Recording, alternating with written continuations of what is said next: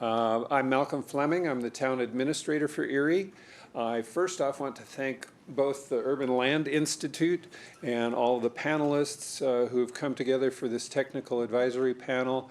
They are volunteering their time. They've done a great job. I've seen a brief, dry run-through of their presentation, and I'm very impressed with how they've come together, looked at our site, talked with all of the various stakeholders, and have done, well, you'll see. I think they've done an amazing job of compiling information in a really short amount of time and giving us a really valuable action plan to work on. So with that, I'm going to turn it over to Michael Lucchesi from Urban Land Institute to give us a few more details on this. So, Michael. It's about UI and then about tax. Oh, right. Okay, well, thank you. Again, I'm Michael Lucchesi. I'm the Executive Director of ULI Colorado.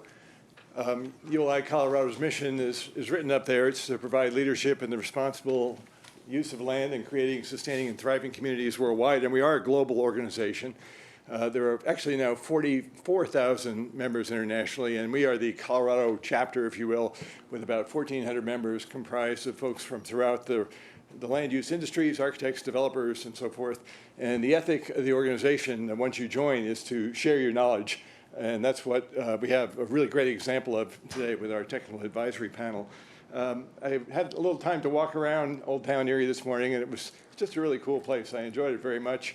And I saw all the elements you need to make a great place. There's some retail, there's a variety of architecture, you've got public art, and most of all, there's just someone paid attention to making places for people, like all the side gardens next to stores. I saw a hummingbird garden in front of somebody's house, and you know, all the different posters for special events. So, you know, it's not like magic to make all that happen, but it's hard to make it happen because it's real estate, and that's why we brought together a panel of real estate experts to address the issues written up in your program. If you don't all have a program, there's extra copies in the back as well as more information about ULI. I need to thank some people. We'll start with the town of Erie, of course. Really great to work with Ben and Malcolm and others. The Denver Regional Council of Government supports our work to work with communities across Colorado, and Brad Calvert from Dr. Cog is here today. Very pleased to see him, and we appreciate that. My colleague Marianne Eppig runs our technical advisory services program. She's worked with us for 2 years and does a great job. Quick word about ULI's core values. They are sustainability, environmental, social, and economic sustainability. Compact development, that's a good use of one of our basic resources, land. It also makes other things happen like walkable communities when they're more compact. Healthy places, we've been a partner with the Colorado Health Foundation for 6 years on a program to help communities figure out how to create a healthier built environment. That's just been a great program, and we've seen good results around the state. And then all kinds of housing, but especially workforce housing, we've said as a core value. If you own a business and your employees can live nearby, and workforce housing, that's a good thing. It's part of economic sustainability.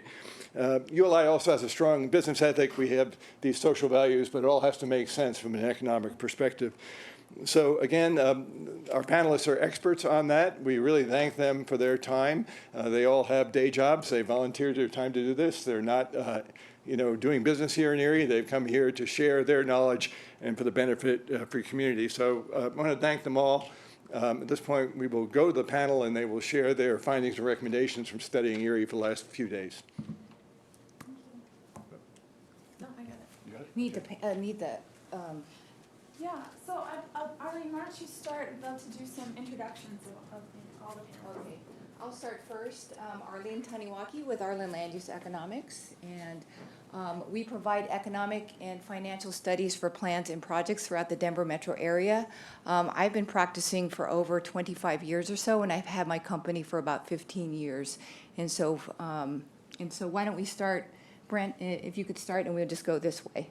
I'm Brent Lloyd. I'm managing principal with Brightview Design Group. My background is land planning and landscape architecture. Our company works all across the Front Range as well as nationally in a variety of communities, some very similar to yours. And it's been our pleasure, or my pleasure, to be a part of this the last couple of days. Good afternoon. My name is Scott Komiak. I'm with Coble and Company, and down in Denver, we are a Colorado-based real estate development company. I'm the director of development for the group, and we do a lot of urban infill throughout Denver and even up into Boulder. A lot of it right now in this cycle is really townhomes and mixed-use, medium-density development. I was a director of development at Castle Rock Development Company in Meadows and Castle Rock, so have worked in areas where there have been bigger master plan communities and as well as resort development. Just really happy to be here today. Thanks. Hi, I'm Marcus Nothizen. I'm Vice President of Castle Rock Economic Development. I've really enjoyed being here because there's a lot of similarities between our two communities. I mean, we're a high-growth community as well, and I think share some of those same opportunities and challenges.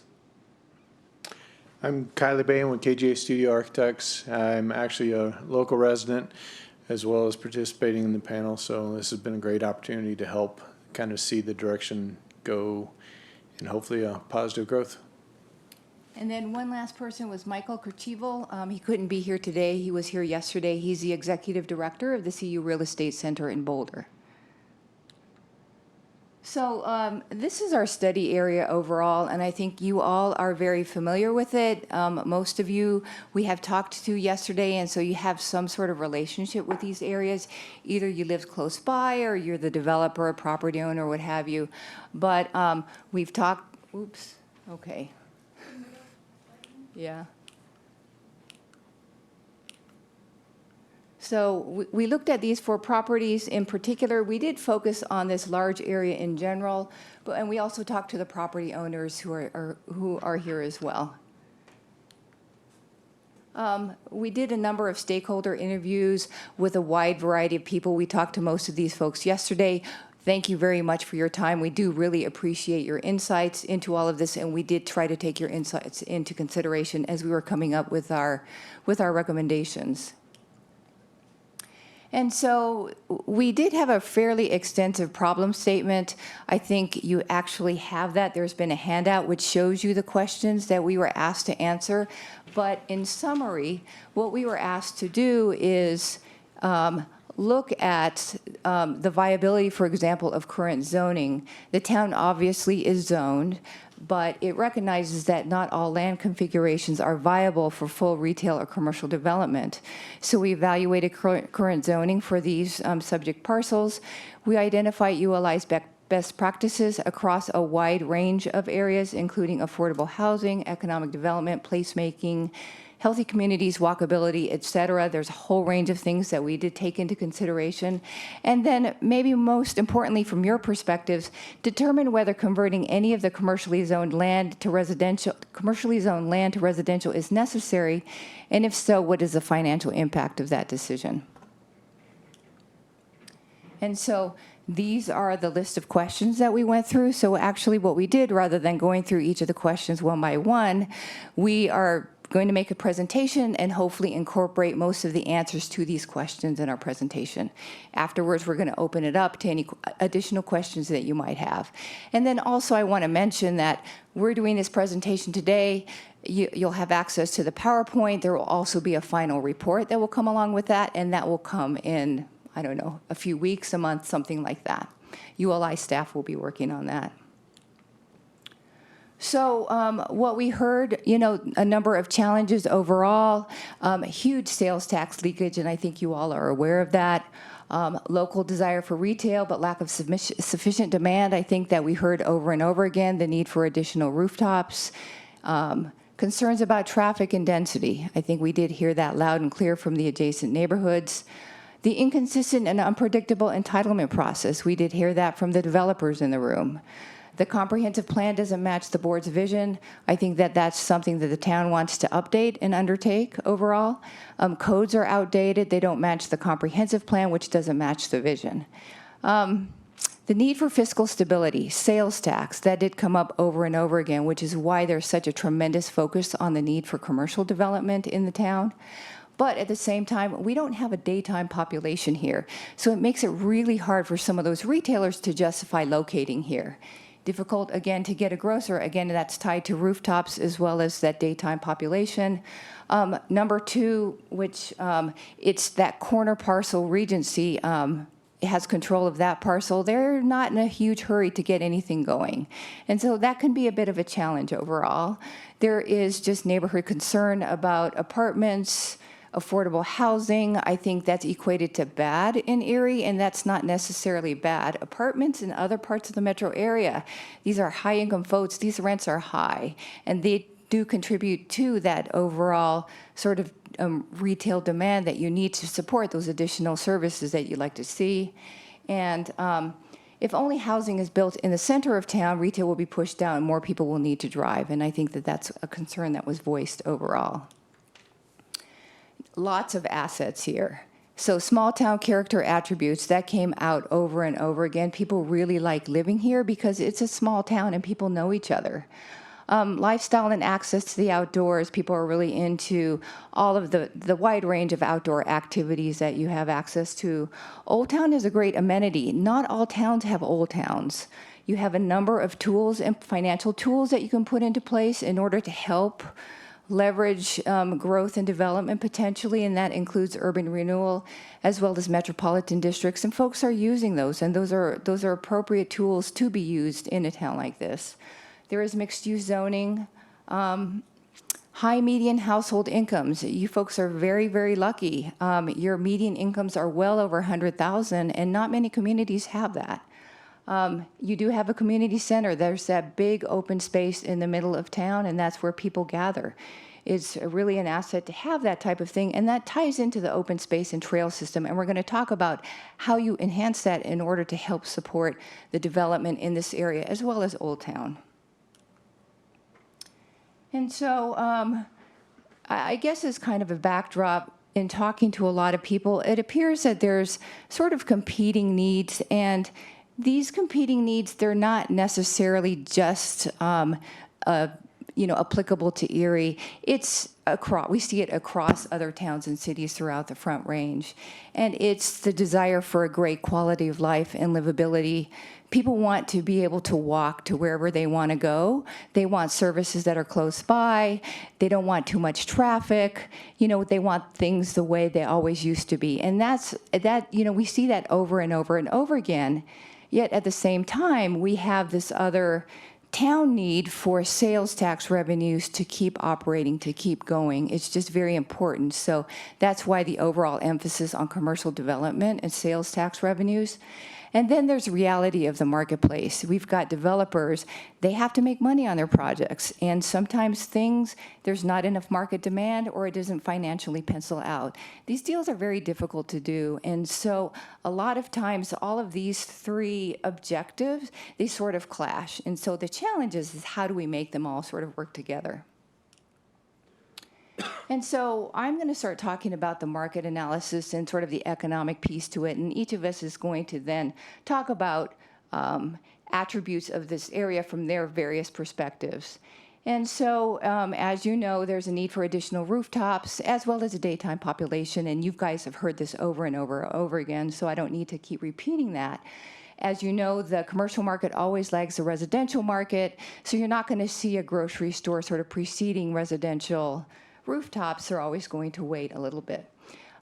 Currently, there's about 4,300 households in a 1.5-mile radius currently at this particular intersection. So we're not looking at the whole town. We're just looking at a very short, sort of really a drive time area.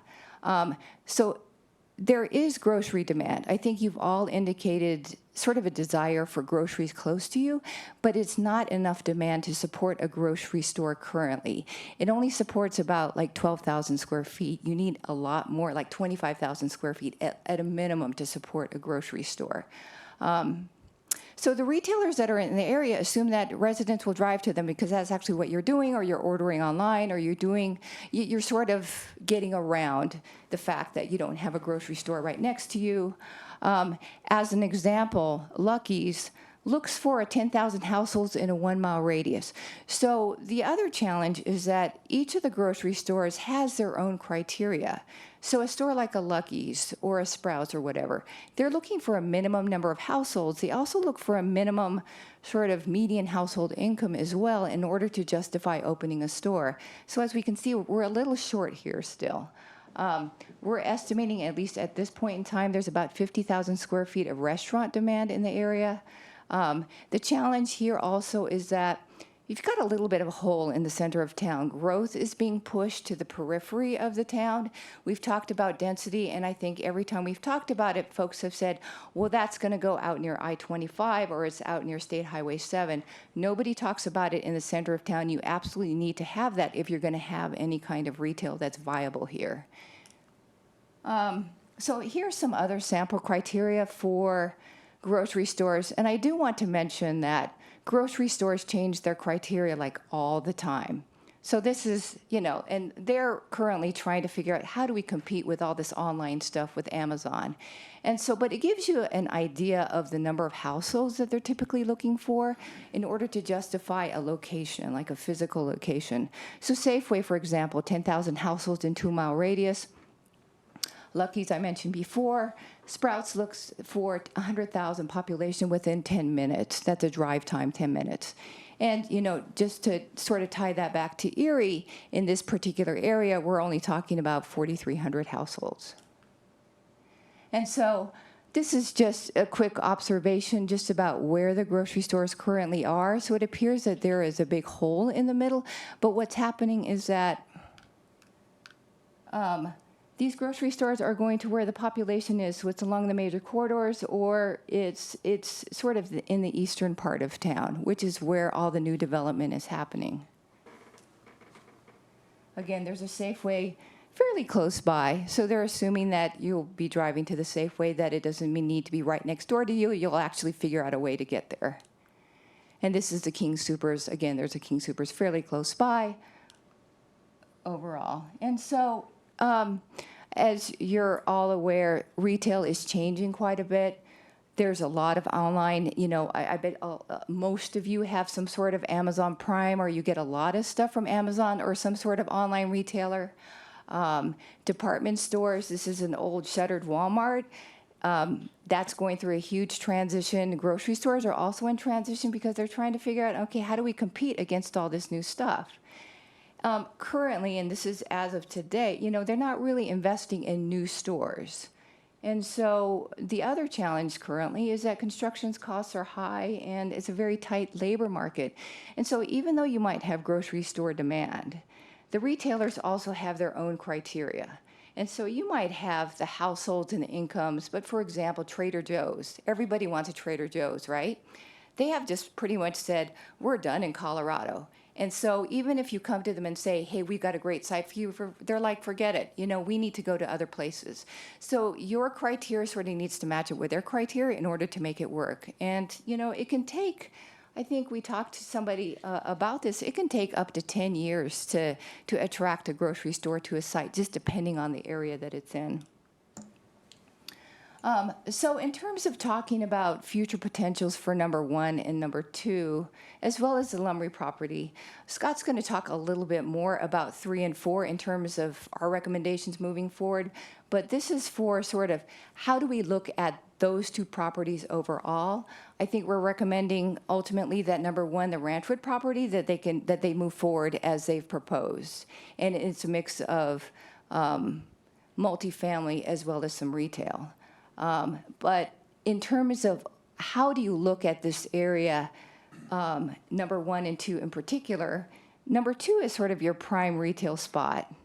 The property to the north is something I think we should take into consideration as we're planning for this area. And as we look at this area, I think that we should take all of these sort of and look at them sort of comprehensively versus parcel by parcel. But we're suggesting that we look at the potential for a grocery store long term, a smaller scale grocery store like 25 to 30,000 square feet, a 20 to 30,000 square foot office. Marcus is going to talk a little bit more about the need for employment in the area, because basically what you want to do is just try to get as much activity in this old town, in this area actually, as you possibly can, because everything's going to the periphery. You need to start bringing stuff in. That includes, multifamily. It includes apartments, and I know that's a bad word, but it includes trying to densify and add some of those additional households where it's really appropriate. And then finally, there is a civic entertainment use that's interested in the Erie area. If they can be combined, so focus on the anchors for this area, so get the big stuff in and get it correct. But if you can get like a 20 to 40,000 square foot entertainment civic use to help, now that doesn't generate sales tax, but it helps bring that activity in to help support the grocery store. The office helps support a grocery store and some additional retail. What you're trying to do is just activate as much as you possibly can. And we've noticed in talking to the Tom that in the town that there's just this big emphasis on it's got to generate sales tax just right out of the box. But there's really a process for figuring out how to get there because you don't have the rooftops. You got to figure out, okay, rooftops, but let's get some employment in. Are there other entertainment uses that you can bring to the area to help get those bodies here? And so focus on other community uses and amenities, and the rest of us are going to talk about that. But then the other part of this is the town is going to do some follow-up work to our TAP. And in the course of that work, we're suggesting that what they do is refine some of the demand estimates that we're coming up with, and that they start tracking sort of detailed sales tax revenues by category over time. We've talked a little bit about what that entails because some of that information is confidential. But then go out and identify the specific retailers who would be interested in this area. And that's like picking up the phone. Most of these guys are pretty accessible, or their brokers are. And you don't have to wait to ICSC. You can just ask, what are your criteria? Would you be interested in locating here? You'd be surprised that these folks, if you say County Line, Erie Parkway and County Line Road, they will immediately know what corner you're talking about. So they'll know whether or not they want to locate there. And then work with the EDC and others to identify specific office users. And so we're suggesting that you start sort of catalyzing some office in the area to get some jobs in the area to help support that daytime. You need a daytime population. You need to help start supporting that.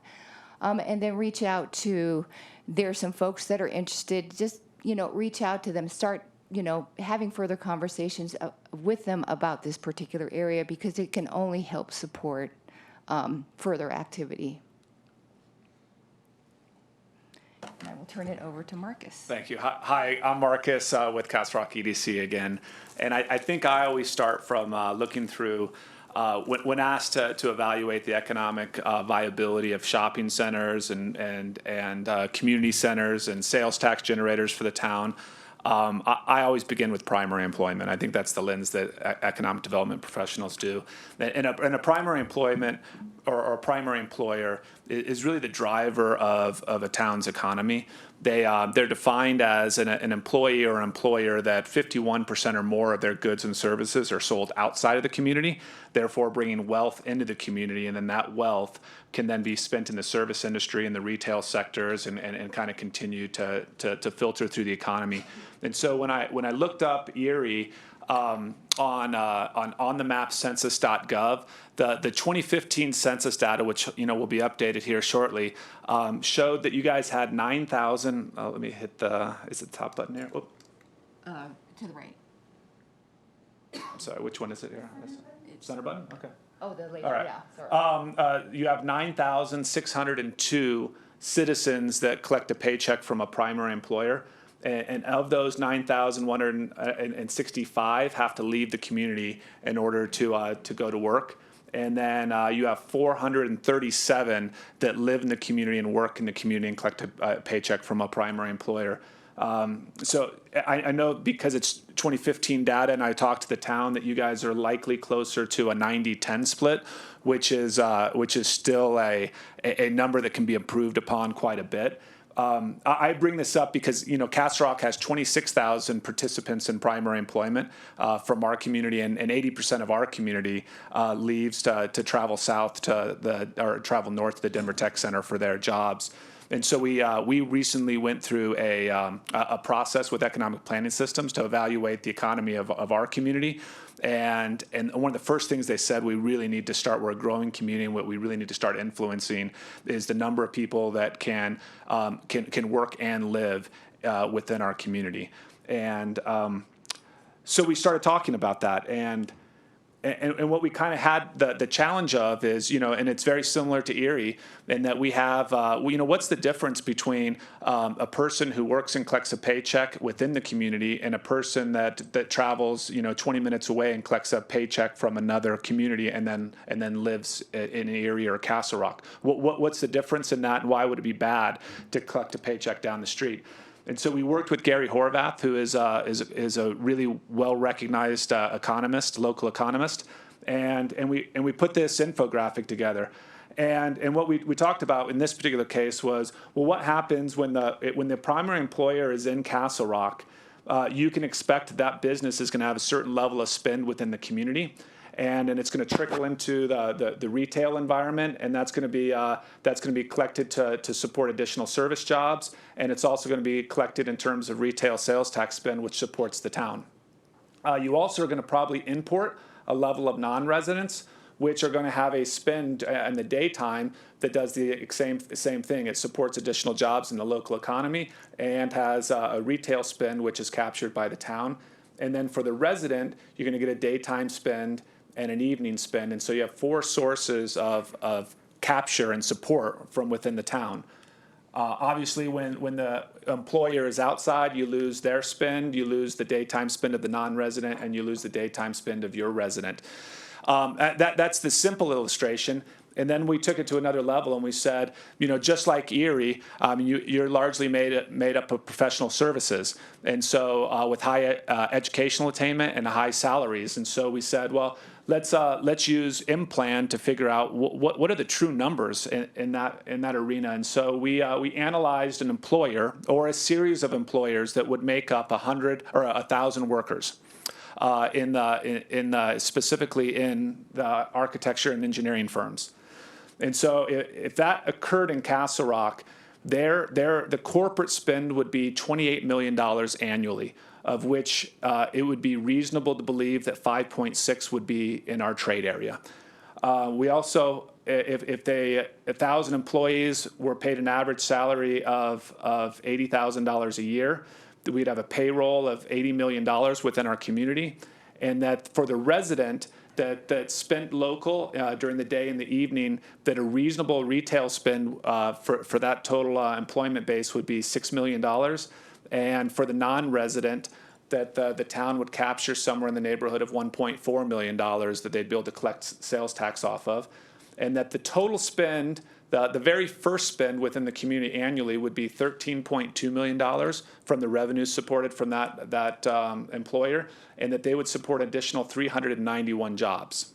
So to put that in perspective a little bit, 1,000 employees, while that sounds like a lot, you could see 1,000 employees in 2 40,000 square foot buildings. It wouldn't require creating a tech center or Broomfield's Tech Center. I mean, we're talking about a couple 40,000 square foot buildings, which has a pretty minimal impact on town-related services.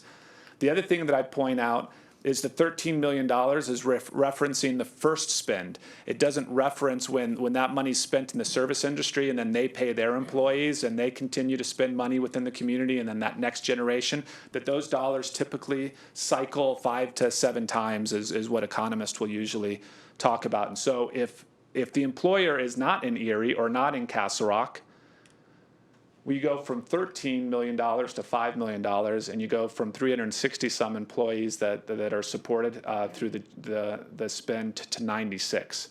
So you get a pretty significant different impact on whether that employer is located in your community or located outside of your community. And not only does that matter from a town's perspective in terms of their ability to have economic viability, but it also matters when you're trying to attract people in the service and retail industries. So if you're trying to find the highest level of development, they're going to be looking for the community that is going to have $13 million of spend versus the community that's going to have $5 million of spend per 1,000 employees. So what we've done in Castle Rock, because that's really important to us, and so these are just ideas and suggestions and sharing kind of what we've done, is we recognize that primary employment is a challenge. I mean, if you think about it, by definition, primary employment does not have to be anywhere because it sells outside. If they sell their goods and services by 51% or more outside the community, it doesn't matter where they locate. So they locate for very different reasons. And what we found in Castle Rock is is that we're in a highly competitive environment. If someone's looking at Castle Rock, they are also looking at Centennial, Lone Tree, Greenwood Village, and their office product is far more diverse than what ours is. And so what oftentimes happens, and I was talking to Ben, and it's a very similar situation that you guys have in Erie, is that someone will say, if I'm willing to go to Broomfield and I need 5 offices in a conference room, my broker can show me 20 spaces in one day, and they will fit that criteria. But if I want to look in Erie, which is where I'd prefer to be, I might have to retrofit an old building. I might have to build a new building, or at least go into a new building that requires me to do tenant finish improvements. And all of a sudden, I'm coming out of pocket hundreds of thousands of dollars, which I wouldn't have to do if I moved to another community. And so what we've said is, we'll oftentimes have somebody come to us and say, it's $100,000 more to be in Castle Rock than to be in the tech center. And we go, well, we can't just write you a check for that difference. But we do have a policy in place that allows us to incentivize jobs that are relocated to our community or that can be created from within our community. And it's a pretty simple setup. It's $1,000 per job created or relocated. It's an additional $500 if the position is held by a Castle Rock resident. It's additional $500 if the position is paid above the county average of $64,000 a year, and it's an additional $1,000 if the position meets the definition of a targeted industry, which is defined by our economic development policies. We are a community that believes in we're willing to share revenue, not risk. And so for that company to access those dollars, they have to move to Castle Rock first. They have to have their employees there for a year to receive half of it, and then they have to be in place for the remainder of the second year to receive the full amount or the remainder. But what we found is that a company of 10 people that might have a $50,000 to $100,000 gap or deficit will make a move to Castle Rock predicated on somewhere in the neighborhood of a $15,000 to $30,000 incentive, which doesn't come anywhere close to closing the incentive. And then when you look at the numbers of what their impact is in our community, the community is already successful before that they've ever had to pay back those dollars. And when we talk to those people 5-10 years later, we found that they will still point to our willingness to work with them with incentives as a reason why they chose our community. The second incentive that we approved this past year is our office inventory is really light. Significantly light relative to our neighboring communities. And we don't have, we're not going to have the Charles Schwab that moved into Lone Tree that picks our community, a large anchor tenant that has the economics to build their own buildings and finance everything, and developers that are chasing them. We feel like, just like when I've had a conversation with Ben, your economic developer, that if you had a 20,000 square foot building here, you could fill it over time, but you would likely start with a single tenant or two that only made up 2,000 to 4,000 square feet. And that's not enough to get developers to be really interested in building, and it's not enough to get the bank to be willing to meet a criteria to finance it. And so what we are offering on a limited basis is if a developer, and I'll point to the bottom first, if the developer is able to propose a Class A office building with a minimum of 40,000 square feet, again, this is just our criteria, and the site can accommodate at least 2 40,000 square feet building, so that we can claim that we're promoting and establishing a primary employment market. And if they bring a minimum of 25% of the building pre-leased to a primary employer, we'd be willing to lease the lesser of 25% of the building, or 10,000 square feet. The rate would be determined at the time of the project, so we would do some underwriting with that project. We would also work with the bank to make sure that we knew the minimum amount that would be required for that project to get off the ground. Then it would reflect the fact that we would not lease it, we would not occupy, I should say, and that the project would be left in core and shell until the next tenant was able to move into it. And that we would, our lease would phase out proportionate to any lease that was signed above 75%. So we've done a project similar to that in the past under our catalytic projects, but now we've adopted it as a program that we're going to be rolling out later this year. And it's an opportunity for us to just to support development, mixed-use projects, and increase the office inventory in Castle Rock for primary employment.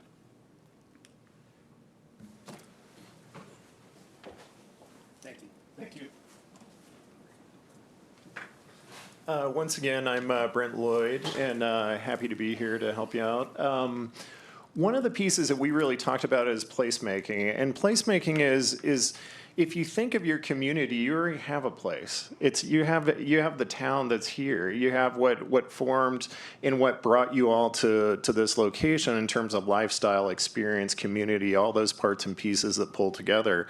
So when we look at the study area overall, we're not just thinking about here, we're thinking about its relationship to Briggs, we're thinking about the linear park and its connectivity through the overall community, because it's Erie has the unique benefit of having that destination. It has that downtown, that classic environment, and things that a lot of people spend a lot of money to try to create. Trust me, it's like, let's go create a new town center that tries to emulate what you have today. So be proud of that, celebrate that, be excited about that. That's a huge anchor to build off of, and never really let it go in the scheme of things. What you have to look at when we're thinking about the space is that this is the blue dots on this plan are representing your commercial spaces as we look at it today. And this is very diagrammatic in the scheme of things, so just bear with us. But you've got a downtown piece in an old town area. There's a little bit of a light commercial piece at the corner off of Briggs and Erie Parkway that brings you into that. Then you have a series of commercial spaces that are dropping in here. And then obviously you've got a lot of vacant parcels that are here. But what's the great piece about that is you have an asset that's already there in terms of a community center, plus you have this old town that situates up here, and a lot of blank slate area to work with. I mean, that's a rare combination to really capitalize on. But the key is to think about it all as one piece. So if you're starting to think about, okay, I've got my blue dots, which are existing commercial here, and these red dots might be the future commercial spaces, whatever those ultimately become. This space out here at the corners is part of the overall system. This is your town. It is, as Arlene talked about, there's plenty of development that's happening at the periphery of Erie, and that's going to continue to happen. There's going to be lots of density and all those kind of things, because those are where the major traffic corridors are. Anything next to I-25 gets a lot of exposure and all those things that go along with it. But this is your chance to look at it and say, okay, how do I stitch my overall community together and tie it in? How do I look at development here, not as a suburban development, but look at it more in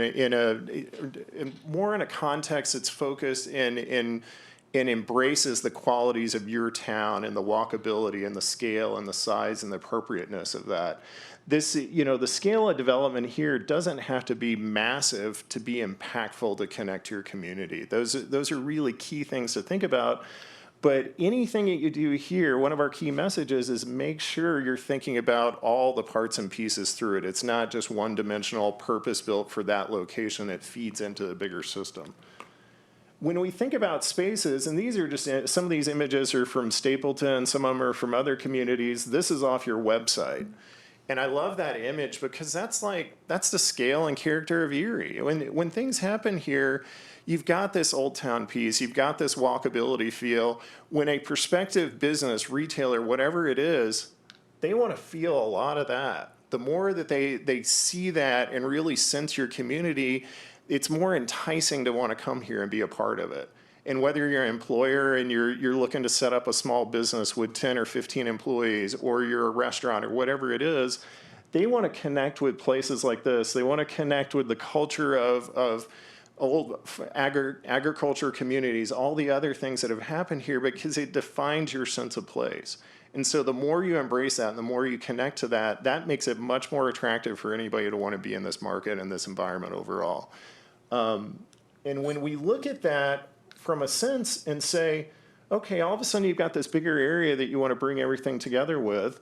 You've got a terrific asset right in the middle of that piece of the community in terms of your community center, park space, open space, and all those types of things. Think about communities, and I'm sitting here over the course of the last couple of days trying to think of communities that really have an asset like that right next to their historical town. It's pretty rare in the scheme of things. It doesn't happen that often. And that ability to drive traffic and drive interest and make this connection via linear park or improve walkability up any of these streets is a huge piece of the puzzle to making anything that happens here successful. And that interconnectedness is something that we get excited about when we look at the opportunity that you have here. The connection that's being discussed that would come through on Maxwell Road, that improves connectivity of the community. That doesn't just have to be a roadway that, hey, we're moving more cars on it. We're moving people on it, whether they're on a bike, whether they're walking, whatever they're doing to connect across that roadway, it helps it out tremendously. The opportunity here too, with any of this development, in it, as well as on this side over here, is that these roadways out here, and we heard it through some of the meetings, despite what the speed limit might say, you could put 25, 45, or 60, but when it's wide open like that, people are going to just drop the gas pedal down. They're going to accelerate that much more. We all do it because there's not something called friction. We look at it and you're trying to create friction on it, and positive friction. And the idea of that is getting some encroachment, whether that's landscape and trees and streetscape environments that you bring into pedestrian areas that start to reduce the risk of conflict at those intersections, whether it's buildings and what the setback requirements are on those frontages. Those all make a huge difference to make it much more comfortable and much more that's your town that you're controlling, not the vehicle that's controlling, that's just trying to get from A to B as quickly as possible. So a big part of our message is continue to look at that piece, the Old Town piece, as part of it, and then as all these other parts and pieces stitched together over time, and it takes time to do it. It's not an overnight process. You all know that. But look at how you redefine some of these corridors through here to really, really focus. It's an environment of commerce, and it's an environment of people. It's an environment that's your town, that's your lifestyle, and the way you want to reflect that. And one of the best ways to do that is any development that happens around that zone, there's no reason that the aspects of that community center and those park spaces don't infuse themselves into that. So great public spaces that are timeless tend to have a civic asset as part of it, whether that's an outdoor park, whether it's a museum or whatever it is. It entices a diversity of uses into it and gets people to gather and dwell and spend time there, and it's an expression of your community. So those are really key pieces to continue to think about is all this stitches together in the scheme of things. And with that, I'll let Scott go in a little bit more detail here on some of the sites. Right. Thanks, Brent. Scott Komiak. Sorry. The right one. There we go. So with all the information regarding the market analysis and looking at some place making and really looking at from an economic development, I want to kind of bring us back to the original problem statement, which we heard from the town. One of the main questions we were asked to us as a development group here really was, should the town really be, should they reduce some of the commercial zoning on some of these parcels within here? I think that's something that you always have to be cautious with, because you only have one shot at this. But I think that as we look at these, there are areas of these parcels that are actually probably would not be viable in the short and midterm here. So I think we have to kind of look at this with a balance here. We want to kind of make sure that we're taking into effect really what the community needs, what is viable, and what can actually kind of move forward right away here. The commercial uses really within the community here, we a lot of times just really limit our conversations with commercial uses to just retail discussions or food and beverage discussions. But I think, as Marcus was mentioned, we really need to kind of look at office space and really try to integrate some of these other components into the community here. It's not just, again, it's not always going to be just tax generating uses here. It's all these other things that are going to have to kind of sometimes come in a little bit earlier to kind of help these other tax generating uses come in. Retail, as we said before, retail has changed quite a bit over the last several years. It's going to accelerate with its change over the next several years here. Really, the amount, what our understanding, our limited understanding of how these zoning categories have been put together and the requirements, a lot of things have changed since they were originally those requirements put together here. There are going to be, if there are commercial uses that the community really wants now, and there is no market for it right now, or if there's limited market for it, or the owners of the property are not willing to take that level of risk, there's going to have to be community investment and community initiatives really to kind of get those things going here. Incentives to kind of have those things, such as P3s. One thing we did want to mention as a general statement here is that as much as we want to just really kind of focus on small town, mom and pop retail elements in here, I think there's a purpose to kind of mix in some franchises within there. It's just that balance of retail here is going to be more sustainable and more healthy within the community here. Switching over to just parcel number 1, if you recall, this is the parcel that is on the west side here, up here, which wraps around the parcel number 2 here, the Regency parcel here. We really see this as a transitional parcel between really a lot of the existing residential communities, single family to the left here. And actually, I think one of the things that we like about this site plan here is that having commercial immediately against the single family residential is going to be really difficult. So I think what they have proposed here with the townhome development here being as a buffer, as a transition into the commercial, and then actually further into the Regency, I think is a very positive thing. We do see the Regency as really being, like we mentioned before, one of the highest potential for retail here, and probably should be the densest of the different parcels here. The commercial uses that are on here, I think, are important to have really a focus on the frontage of County Line Road and Erie Parkway. As Brent mentioned, I think we should take a look at the setbacks off of these roads here, just for several reasons. For the commercial exposure, but also for just kind of just bringing this part of town, just slowing it down a little bit and making it more pedestrian friendly here. Furthermore, I think we really think that this, you have good developers in this town. You should be very fortunate that you do have good developers in this town. So we really think that this townhome development should move forward here. The commercial spaces there should be looked at as in a way that is designed as flexible as possible here. In reality, with commercial, things change over time. You want to have this space. If commercial is going to be, you're fortunate enough to get commercial to be built, you want to be flexible and adaptable so as things change, it can kind of continue to move. The service uses and office space and food, I think, as what they've proposed here, are really, I think, would be a very beneficial thing for this neighborhood here. I think the scale is appropriate for this portion of town. And I think the one thing, again, as I just mentioned, just be careful of too many really multiple small scale spaces, just because we feel that might be a burden, just keeping that many tenants kind of full all the time. So it's just something to consider. Parcel number 2, the Regency. We met with the Regency folks, and it was a very pleasant meeting with those guys. It was very clear that they have a lot of things going on, and as much as they like to kind of move this forward, it really didn't seem to be imminent. Again, this is probably one of the spots that really makes sense to have the highest density of commercial here. But having said that, as Arlene mentioned, there's only so much commercial square footage in the short and midterm here that is really going to be feasible. So that's a large site.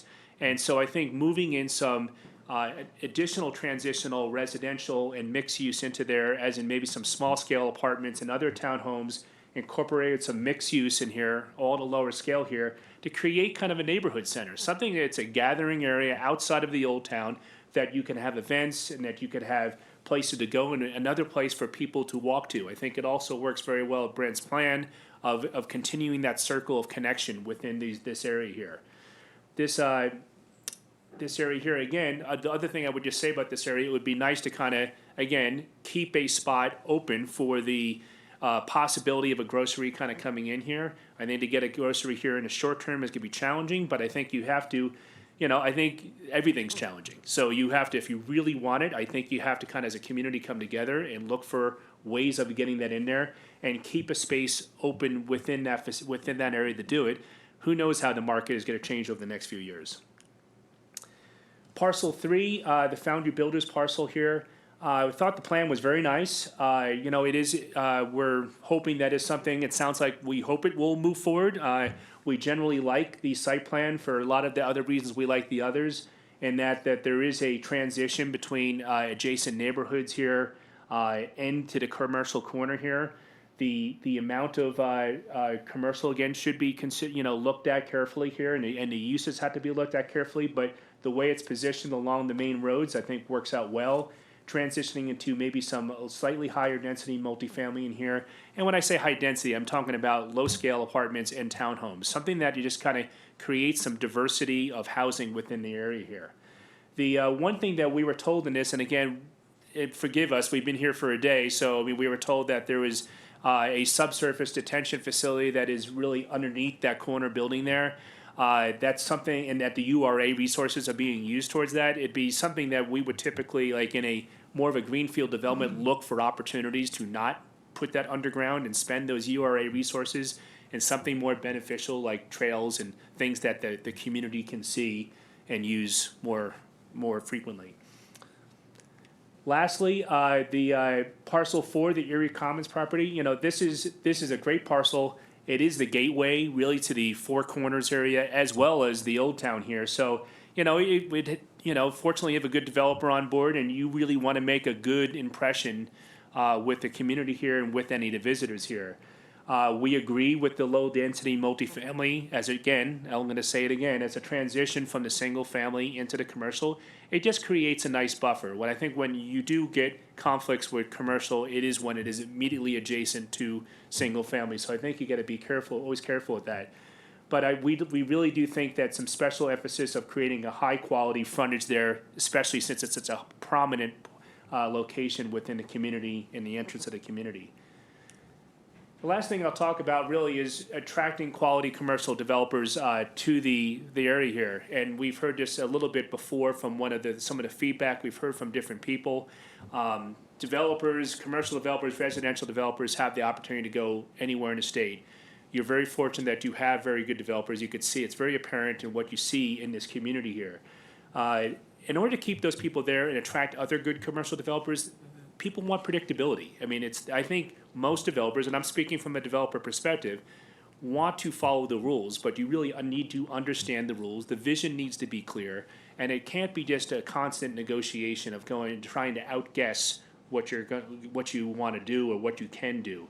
It's very important to know what's required, how long the process is going to take, and really enable the staff to you to partner with the staff and kind of come up with the right solution as long as it fits the vision of the community here. I think I hit on anything there. And I think that is next. This over here, Kylie? Yep. Thank you, Scott. So to build upon what Scott was just talking about with the process, we're hearing that there seems to be some subjectivity with the reviews and how involved, I guess sometimes the trustees are with the process. One of the things that we wanted to mention is that the process needs to be less subjective and more objective. Each time an applicant comes in, they need to know the confines of what they're working on and within, so they can make the process efficient, so they can move through it and get a project in the ground. That's their ultimate goal. So allowing town staff to do that and communicate that back to the decision makers is essential. That way we get things moved through and into the ground quickly, so there isn't discussions repetitively about, well, this is maybe our opinion, how do we achieve it? So that would be one of the biggest things we'd like to stress on that matter. From there, we started to look at some of the characteristics of what could be influences for these new developments. Each one of these proposals kind of gave us a good understanding or some insight as to how the developers are approaching their vision for each one of these. We took that and started to look at other things that we think contextually fit that and could augment those visions and start to bring more definition to what creates the uniqueness for the town. A lot of pedestrian areas, community spaces, central outdoor areas may be centralized around those key retail spaces to bring people together. Let them gather and just be there. I think with our trail systems, we have a lot of connectivity between nodes among towns and different areas of the town. So let's start to find places where those pockets collect that feed into the retail and give people a reason to go there. I think that's one of the biggest things for me with the lifestyle of what I came here for. I want a place where I can take my kids, ride my bike, hang out with them, and then come back to my house. Having the additional retail there associated with that just makes it even better. It gives me a destination and place to go. So we're looking at appropriate scales also, not multi-story in the sense of 4+, 5+, something too big for this town. Keep it to the point where we can make it fit. And then also spaces where people want to be. That town is from Jessup Farms up near Fort Collins in the bottom right, and you see how people want to collect. Those are the types of spaces I think within our context fit for our town. From there, we started looking at other influences. With the retail space that we looked at in parcel number 1, we need some flexibility for tenants to move in and out of there as concepts are developed. If they don't work, then we got to be able to move them through quickly and allow other vendors to come in and test their concepts and make this kind of an incubator for a very unique character. Appeal to the small town Main Street feel. I mean, we've got that established here downtown. Carry parts of that back out to the outside in this new area that we're developing, but make it unique. But they also need to be compatible.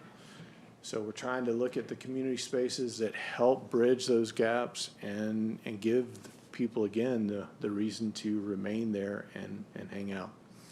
And with that, I'll turn it back over to Arlene. So we had a series of recommendations, and each of us sort of spoke to our recommendations separately, but what we wanted to do was bring it all together and put it into sort of a chronological order for the town to follow. And so the first one, just right out of the gate, the development proposals that are on board, and I think that's number 1 and number 4, just allow those proposals to move forward. I think they've got neighborhood buy-in overall, and so just let them just let them proceed.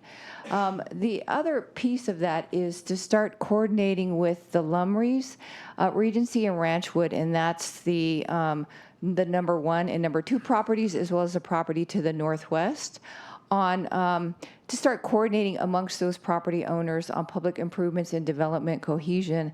Basically, it's a big, it's like 40 acres all told, all together. Now, Ranchwood's going to continue to move forward, but they're right there in the middle, so they need to be coordinated with as well. We're suggesting that Maxwell be improved, and so at least as initial point of conversation, improving Maxwell, what should be done with that street, should be something that would be an initial point of conversation overall. But it's also to get, to start communicating with Regency about what the potential is for their particular site right at the corner.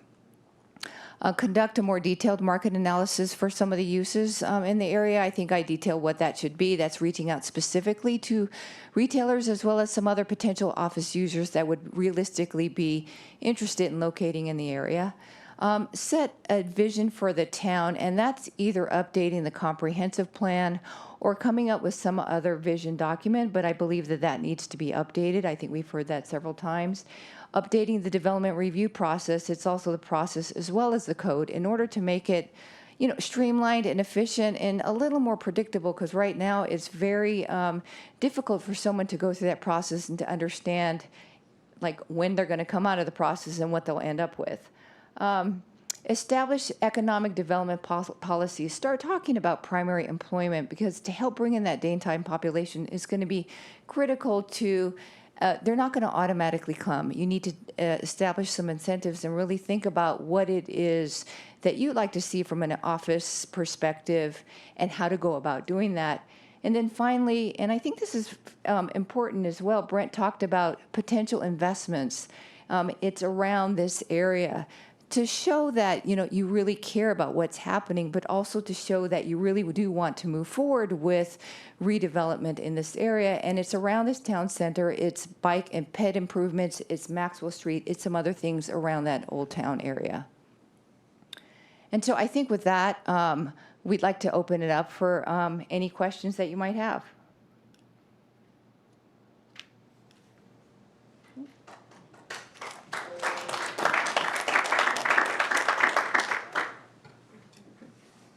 Questions from the audience? If you can, come up to the mic, or we'll grab a mic. I'm sure we can tap one down. And if there aren't any, I'll start them off while others, I hope, are thinking of their questions. Arlene, your calculations of market demand seemed, in my mind, pretty precise. 12,000 square feet of grocery can be supported by Yeah, it's pretty- what's yeah. currently in that area. I'm wondering how other variables might affect those calculations. Because I keep coming across locations. Whenever I travel, I think about what's making this place work. How do the small mountain towns that don't even have 4,300 houses, how do they get a grocery store? Some of them don't, but many of them do have a supportive environment when they don't have as many houses as are clearly around this site. There are other factors. I've seen small scale, and I sent you some examples of some small shopping areas that are separated from attached neighborhoods. Not that we want to do that, but they still seem to function even though they don't meet your metrics. So I'm wondering, how do we really have confidence in the kind of numbers that are very quantitative when there are lots of other variables that may come into play? That's a very good question. And so number one, we said 12,000, and it really is a range overall. So I think, and we were moving pretty quickly when we were pulling these things together. And so it really is a range of square footages. Secondly, I think with retailers and how they look at a potential, they'll take those numbers into consideration, but then they also know internally how their stores work, who they attract, what kind of customers they need. And so they'll tweak all of that. They'll run their own numbers is basically what they'll do, and they'll figure out, okay, this will potentially work in this area versus this might not. So I share with you the Sprouts example in terms of when they go to a market, I'm most familiar with the Denver examples. They like to be next to affluent neighborhoods, but at the same time, they also like to be close to Hispanic neighborhoods because Hispanic residents tend to shop, actually like to shop for produce, and Sprouts stocks a lot of produce. It's the nature of what they stock, and it matches up with their consumer. And so every retailer is a little bit different.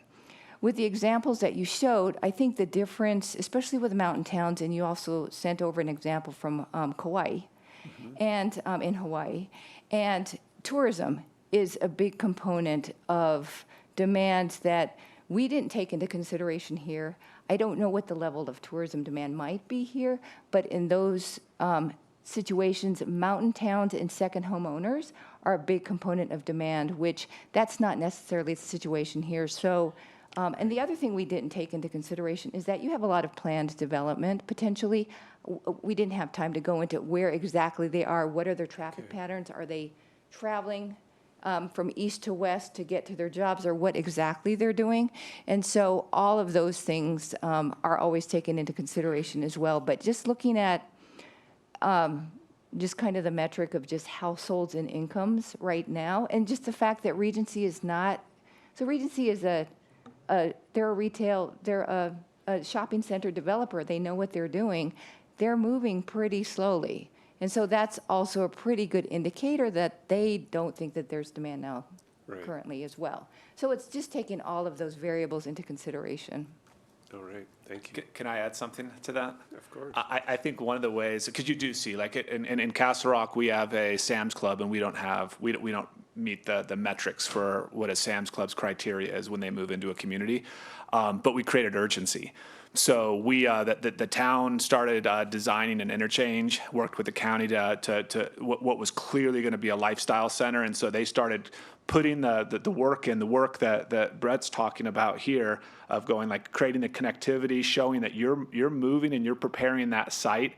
So there's urgency, because pretty soon you'll start finding that people that have criteria starts to go, well, I know you're that doing 300 that people too. might be interested in Right. this. We might be moving in ahead of the marketplace, but I don't want to lose what you're going to create a very special place, and I don't want to wait for one of my competitors to lock that place up. So when you start, they know when you go out to ICSC and you have a meeting with them and a meeting with 3 or 4 other people that you're willing to do a deal with one of them and you're looking to make a deal, and that can all of a sudden create the urgency for them to move ahead in their desires. So if, and And another. right now, that site doesn't look like there's urgency. Right. Yeah. Right, and that's a very, very good point. So for example, Arvada has been trying to get Lucky's, for years and years. And, they put a tremendous, near their Old Town commuter rail station, and they've put a tremendous amount of public investment into that area. It doesn't quite meet their criteria. They have income as well as a household number criteria. It doesn't quite meet, yet they're still at the table because they'd like to be there, eventually. And it does take time. I think we had mentioned 10 years in some cases, which is a long period of time. But it's, in some cases, but it's to, it's kind of get people used to the idea, and you're making the investments, and, they don't want to go in, then ultimately go under. So, All right, thank you. A follow on that one. If you could, I'll go see if I can get a mic from our folks. But until then, use that. I thought that was a good point, a lack of urgency. As you know, we're parcel 1 and then Regency and then the parcel 4 folks. There's a lot of empty land there. And I think one of the anecdotes that I gave you is out on Highway 7 where King Soopers went in. After we got the residential portion of the original commercial zoned, all of a sudden that was kind of a cascade with getting the town put together the deal with King Soopers, beat out Broomfield, so there was some competition, and then all of a sudden the rest of the commercial along that strip is developed. So having 80-plus acres of vacant land there creates the impression that this is definitely not ripe. And hence our urgency of moving the residential, because we think it sets the table for better things to come in terms of that town center with the myriad of potential uses that you've highlighted, whether it's a small grocer and or some more mixed use on their property or recreational opportunities. So I thought that was a good point. thank you.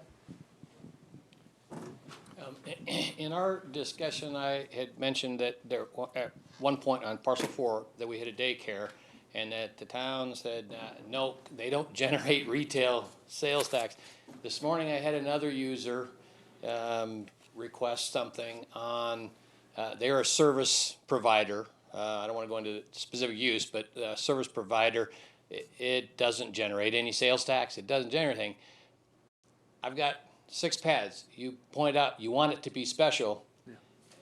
Special in retail? Special in anything? What does that mean? I think what we were just trying to comment on was that just from the special was the quality of development at that intersection there. I think, there could be, when we talked about the uses in that site there, service oriented, and again, you want to kind of look at this from a couple different ways.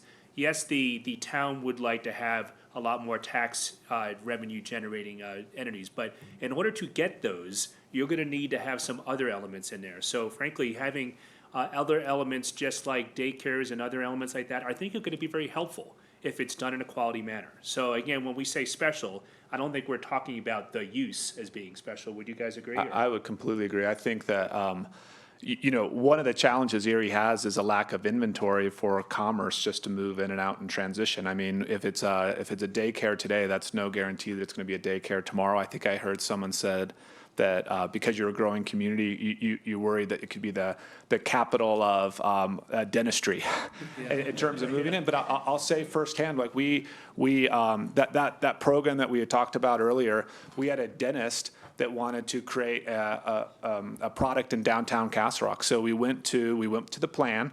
They have a plan of development that encourages certain types of building structures. And then we said, would you ever consider building a second or third floor on top of your dental practice? And we'll support you on that because we think that having an additional second or third floor would be something unique. And he had the economics to make that happen. And now we have a 60-person primary employer headquarters on the second and third floor in downtown Castle Rock. So I think you have to, there are certain things that in the growth phase of Erie that one of your challenges is going to be, just your built environment. And I think, there were comments made, I think by all parties here of going like having having buildings that represent the character and quality of Erie is really important, and then having the flexibility to transition into many different uses is really important, because you're a young community that is in high growth, and those buildings need to have multiple uses, and they need to be available when there's an opportunity for people to grow and want to acquire space. Does that answer your question? So retail sales tax dollars is not the end-all goal. It Shouldn't be the end-all. Well, I think you have a process. I Right. think it is the end goal. But if you start with a blank slate and you just go, I want to get to the finish line.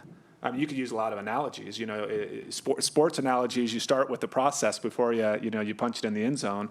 And yeah, that is an end goal, because retail sales tax is what keeps the quality and the high level of services that your community can provide you. And it certainly is going to be an enormous component when you build out to the community enough that you start to collect fewer fees and off of permit and fees, and all of a sudden you need to rely on more traditional funding sources. So yeah, you have to have the right commercial base for this community to be as successful tomorrow as it is today. But how you get there, you get there a lot of different ways. This other use may be the reason another use comes next that is tax generating. So Right. It could be what allows you to have the economy to open up those lots eventually. And to I- support the retail also. Right, and I Once think- you have an office that comes in with multiple employees, they're gonna go spend money for lunch or somewhere else. So you're capturing back some of that income that Marcus was talking about. I think when we also said special, it's because you're kind of at the gateway also to the town, and so what you put there from an architectural and just, visual perspective is important. So that was the other sort of meaning of special.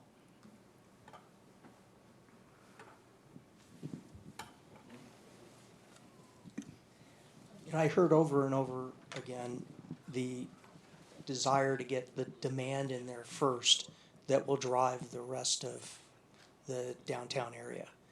And I'm wondering, as you look at the map, where you talked in some places should be density, some shouldn't. You talked about buffers from the single family to the density, but where specifically do you think the highest density is, and how high a density should that be? For instance, could it be 4-story elevator serve, or should it all be 3-story walk up? I can start on that one. We did generally agree that the main hard corner retail there, the parcel number 2, would probably be the most likely location for density, because it does have a buffer from the single family, and it's at a main intersection. It's pretty straightforward. But as in descriptions of density, I want to be very sensitive in a neighborhood like this, because it is mostly a suburban neighborhood now, and I think you should be going from single family into duplexes and into townhomes, and then from townhomes you can go into small scale apartments. I think that like that.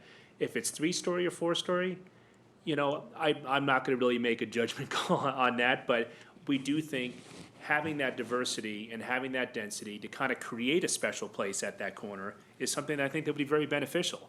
And it probably is the right location for that.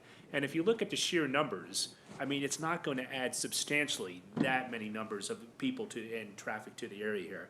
If it was just straight commercial, and number one, again, it's, I think 17 and a half acres. What is the size of that parcel Like too? 20. 20 It's like acre? 14 to 20. Yeah, I saw different numbers. It's a very, it's a lot of land to develop there, and I don't think it's gonna be straight commercial. So I think integrating some higher density commercial in there to kind of help activate that, and also provide a rental component, I think, is really helpful.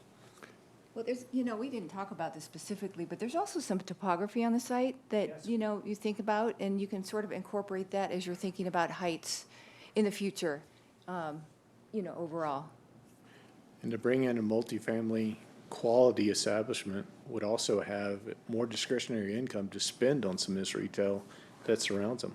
Having that walkability from their front door over to go grab coffee in the morning, that's a home run.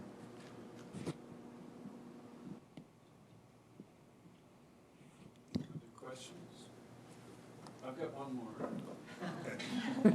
Hey, we want to get as much value as we can out of these folks. They've been volunteering for a day and a half now. Brent, you talked about or paraphrase it as bringing the buildings closer to the street along County Line Road and potentially along Erie Parkway. Could you talk a little bit more about that? Because that's something I was very interested in comparing County Line Road with as a very high-speed highway to some other things that are like Main Street in Louisville. It's the same width, but it's a completely different street. So if you could talk a little bit more about that, I'd appreciate it. Yeah, I think some of the key pieces are just, as I mentioned before, it's the degree of friction that you create out there, and friction can come in a few different ways. I mean, there's plenty of roadways that are through, 4 lanes across that go through dense environments that intuitively to slow down. You feel it because of cars may be parked on the side of the road, street trees that are out there, specific traffic calming elements that are happening at street corners, all those types of things. And the combination, you look at those all as different tools in your toolkit, how you're going to apply them in there. And when for example, and I'm not going to advocate you do this right off the bat, but if you had the uses and you were actually parking along County Line Road on either side of it in a deliberate parallel parking area, your attitude about how you drive down that street is going to be very different, right? All of us in this room hopefully are going to slow down and put our phones down and not text quite as much while we're doing all that. But the point behind it is allowing that encroachment in a variety of ways. You can do that. You don't always necessarily have to have development specifically to do that as well. You can have park spaces that come up to that. You can have those open spaces. Think about any city that you've been to where you see a significant public open space, a park space or something like that. Those can very often they're fronting commercial areas or residential areas. And oftentimes they're on some pretty fast-paced streets that are out there. But once again, you're seeing a type of activity and function and all those types of things that just get you to slow it down. Even just walking out there yesterday along Erie Parkway, just west of County Line Road, it's very wide open. There's a sidewalk that's out there. But there's not really a street tree present. There's nothing that really sort of creates a corner or an edge or anything that visually gives you clues that it's a different stretch and a different environment. So it's you have to work with a toolkit to get there. Ideally, that toolkit is working with any one of the landowners that are developing with that. And creating those social spaces and those environments that allow those types of things to happen, just generally kind of calm it down and relax it a little bit. And I think that's been our message all along anything with County Line Road, and certainly thinking about Erie Parkway as well, is the ability to reduce that setback and just get a little more encroachment to it all. It just changes that. But you need the pedestrian interaction to do that. It can't be totally vehicle dominated. The more vehicle dominated it is, the faster the vehicles go through it. Everybody slows down. Like when I was coming in, and obviously there's a big bridge construction that's going on at the moment, so that slows you down. That's a healthy thing as you're coming into the community from I-25. But just that little jog in the traffic pattern right over by Site 4, as we've talked about here, that little movement right at the corner of Briggs and where that comes together, all of a sudden you slow down right there. And you're doing it intuitively because you're like, okay, I gotta pay attention. I gotta be, heads up at this particular spot. You're trying to create those same moments in other locations. You definitely know it out here. Once you're on, anywhere in Old Town, I've got to slow down because speed limits, they don't work. You can put the automated ticketing photo thing out there. That might work a little bit after a while, but it's really just creating that positive type of friction. All right, thank you. I have a follow-up. Sure. So along County Line, as you know, that we talked about, there's obviously a very large setback, beyond the fact that it's a very wide road. So when you talk about encroachment, so move the commercial buildings closer to the road? Does it mean take up one of the lanes and maybe do, you mentioned parallel, but what about angled in parking? Yeah, I mean, there's all these debates on parking patterns and what is most effective. I mean, we've seen all sorts of studies, but County Line, when you get up there, if I remember it right, it was just 2 lanes as you got further north. It's not a wide road. Obviously, as you go south, the dynamics change a little bit more. But yes, pushing any commercial component closer to the road only helps. Maybe thinking about the orientation of that commercial a little bit. Does it turn just to be a little more welcoming? Perhaps if Maxwell is developed and the crossing there is much more deliberate to the community center in terms of pedestrian connections and just safety and movement, is there an open space that can combine in with that commercial side that just makes it more attractive? So if you have a big weekend, softball game or baseball game or whatever is happening out there, that it starts to say, hey, I can just walk across the street and I can go over to this place and I can go to get a sandwich or pick up something or whatever it needs to be over there. So creating those compression points, especially at intersections, go a long way to do it.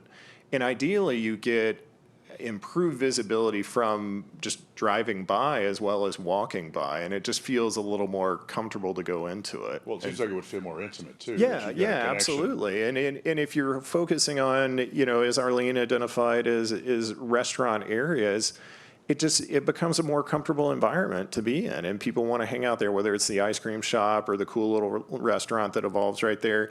It gives it all a better chance to survive. That's the key. If you can drive by at 40 miles an hour, guess what? You're less likely to stop. I mean, if you're driving by at 20 or 30, you're going to stop. If you're walking, you're going to say, I'm hot, like today, and I'm going to go over there and get a drink, get a ice cream, whatever it might be, that allows that to happen. Well, I think the town has it in mind to put a roundabout, a traffic circle at the Maxwell Jasper intersection. So that seems like would be a good transition point then from there to potentially narrow down that street, take away that lane and put the parking on the street and, Yeah, you definitely, I mean, I've been a part of several roundabout projects all over Colorado, and there's some really great qualities in what roundabouts to do. They have to be sized the right way, especially when you're going to have a significant pedestrian crossing that comes through there. But a roundabout is there to improve traffic safety. It takes out the left turn. Essentially, it eliminates the left turn crash. That's why everybody loves roundabouts, because you're always entering from the right into it, as opposed to that T-bone crash, which is so dangerous. That's why you see so many roundabouts that are evolving out here. So tools like that all are part of the puzzle. I mean, thinking about the commercial space that you all are considering there, how does office play into it? Can there be some small office pieces to it that help to feed that daytime activity in those commercial components as well? There's a lot of great examples. I think the message you'll continually hear from all of us is none of us have the crystal ball, and we know what's going to happen with commercial retail space. I mean, it's fascinating what's happened over the last 10 to 15 years. It's truly fascinating. And what it's going to look like in 10 or 15 years, it's really hard to see. But the one thing that we're always advocating from a planning and urban design architectural standpoint is just building in the flexibility and the adaptability. You can do all that, but the fundamentals of what makes a safe street and a walkable neighborhood and all those movement patterns, those aren't really changing. I mean, we want to slow the vehicles down. We want to treat this whole area as your town. It's your community. I mean, this, as I said before, this area, this is Erie. I mean, this is solidly Erie. Everything that everybody moved here for, you should feel it when you're here. I mean, just the cool shops, whatever it might be. So hopefully that helps. I had a quick question. Oh, She had a question, I know, over here. get up to that podium. Help refresh my memory. Parcel 3 is the most southern parcel on South. County Line Road. Yeah, southwest corner. And is that one proposed to be mixed use as well, not just residential? Yeah, we can. Okay, and whoever's so got- my question again is addressing those setbacks and the proximity to the street with respect to across the street. and that there's that disparity there. And so would anything need to be addressed across the street to help kind of intimate, to bring it in, to almost mirror? Yeah, I think what you would look at is those areas come together is that you're changing setback requirements in that zone. Right. That enables any future development or redevelopment of the east side of that street to do the same thing. I mean, it takes, obviously you build any form of commercial retail home, we all know it takes a while for it to go through a cycle. You're still in first cycle. I mean, it's redevelopment. Redevelopment has happened in downtown here, Old Town, because it's going through an evolving cycle. There's different things coming in, but the same thing would happen out there. Ideally, you're able to create enough friction and adjust the setbacks in there so it feels you feel a little more intensity that allows those areas to slow down a little bit more. I mean, one of the folks that came out yesterday was literally talking about watching cars with their wheels borderline coming off the ground just due to the speed. I mean, it's just. And yeah, I mean, everybody out there, anywhere they might be living down here, because despite what we like to think, we all do it eventually. We all go, God, okay, it's cleared out. I'm just gonna gas it up, and I think I can hit that yellow light down there.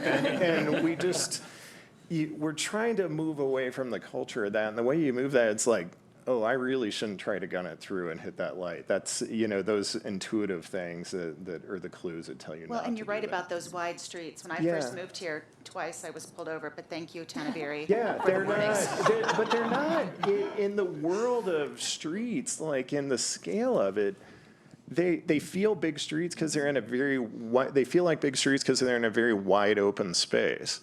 That street, I mean, I think our office isn't far from Spear Boulevard in Denver. I mean, if you drive on that thing, I mean, there's a lot of lanes on that. There's 3 or 4 lanes at multiple points.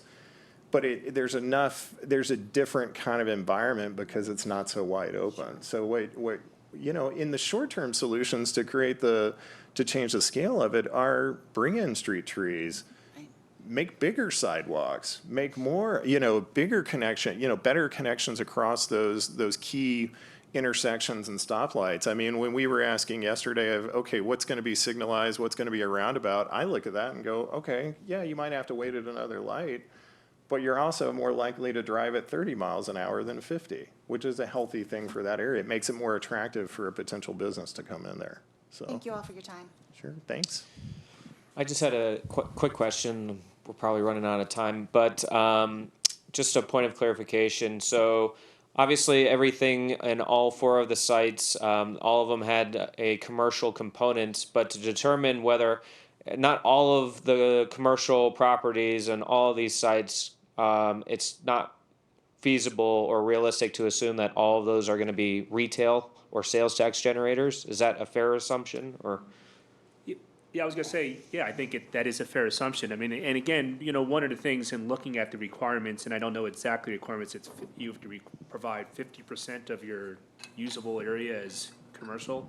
I mean, in Ranchwood, that yeah, what- and in Ranchwood, I mean, it's a bit arbitrary. I mean, you should be putting the right amount of commercial that can survive and be successful. So, but I think that's why I think you have to carefully look at that. We're always concerned. I'm always when seeing failed retail versus no retail. I don't know. It's I'm not sure if people want to see that. So I think I think that the community really has to back up the developers that are taking a lot of risk to create these things, because it is very risky. So I think you give them as much support and as much information to succeed. I think to put that into context too, it's 360 acres. Yeah. If you add all that together, if you were to develop that as a retail center, that would probably be the largest retail project in the nation. Yeah. Honestly, yeah. Because And it's not unusual for a lot of preliminary zoning documents and preliminary master plans to show lots of commercial. That's just part of early planning. But now you're partway through the community here, and now you have to get down to the specifics, and it's happening now. So be careful. Well, I think with that, we'd like to wrap it up. And on the behalf of the town of Erie, thank you so much for volunteering your time as part of this ULI TAP. I thank the Urban Land Institute and the staff, Marianne, for coordinating all of the details. There was a lot of advanced work that went into this, so thank you. Michael, thank you. And you put together a tremendous amount of value in a very short period of time, so thank you very, very much. Oh, you're welcome.